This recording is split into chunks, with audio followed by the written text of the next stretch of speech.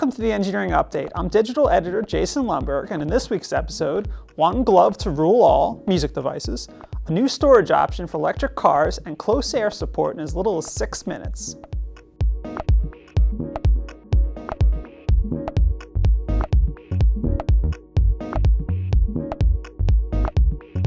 Engadget Expand, held in New York at the Javits Center, has become a cool platform for showcasing do-it-yourself creations in Kickstarter and Indiegogo projects.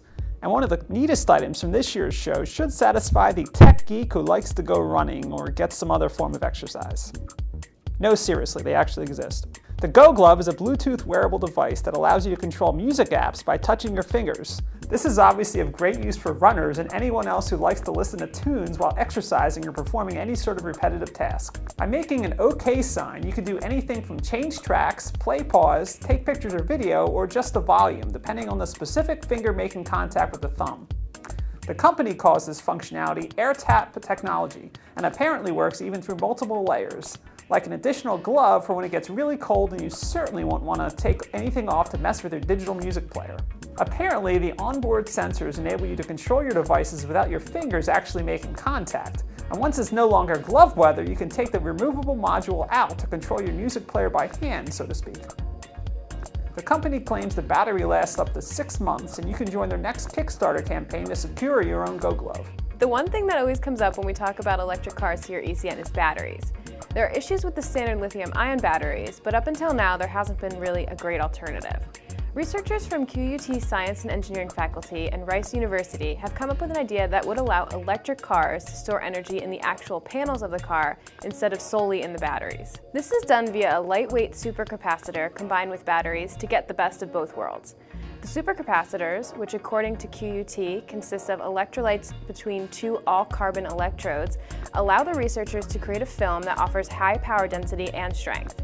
This unique design means that the supercapacitors are capable of turbocharging the batteries, but because they can be embedded in the panels, roof, doors, or floor, it doesn't involve additional space. The supercapacitors offer, obviously, a faster charge, but also a faster acceleration, despite the downside of holding a limited amount of charge. Though the supercapacitors could make an appearance in cars in the next 5 years, they could totally replace batteries in the future. The challenge is getting the supercapacitor to store more energy and continue to have the advantage of the high power density. Since the early days of aerial warfare, infantry has relied on Closeair support to even the odds and save their proverbial bacon. But aerial backup often takes a while to arrive, 30 to 60 minutes on average, and that's where Raytheon and DARPA come in.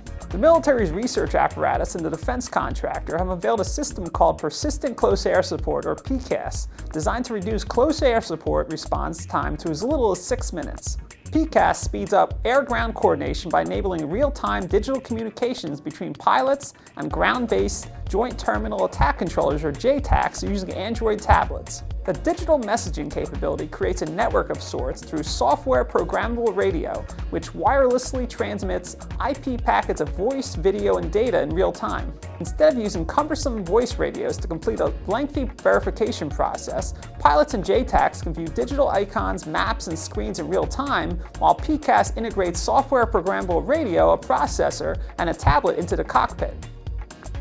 Right now, pilots and JTACs use a so-called 9-line targeting methodology exchanged over the radio, but this info can now be viewed in real time, while autonomous decision aids automatically calculate the best weapons for a given mission.